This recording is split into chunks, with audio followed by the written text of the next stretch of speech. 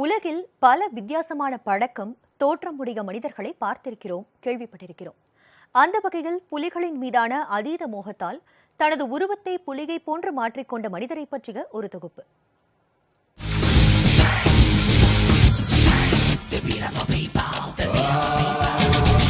அமெரிக்காவில் உள்ள கலிபோர்னியா மாகாணத்தில் உள்ள சாண்டியாகோவில் வசிக்கிறார் Denis ஆவ்னர்.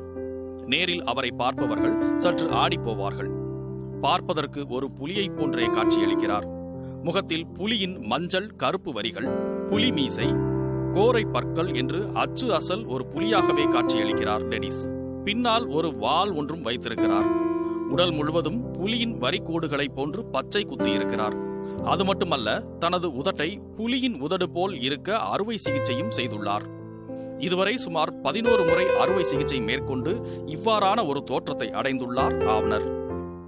Everything I see and do, I relate to as a cat. I'm told I purr in my sleep, so...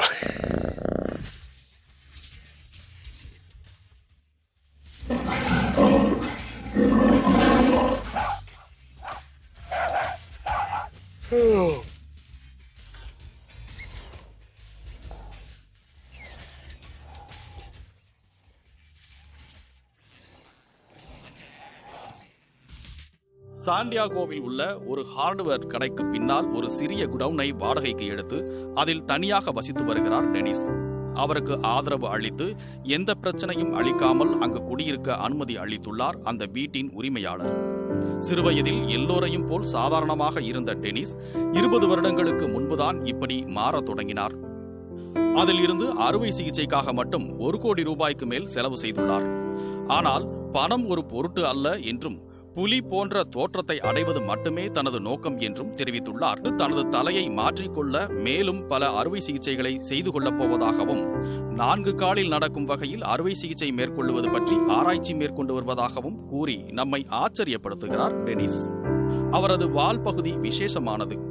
ஆம், அதற்காகவும் சில $1000 செலவு செய்து ஒரு எலக்ட்ரானிக் வாலை உருவாக்கியிருக்கிறார். அவர் நினைத்தால் வாலை ஆட்டவும் முடியும்.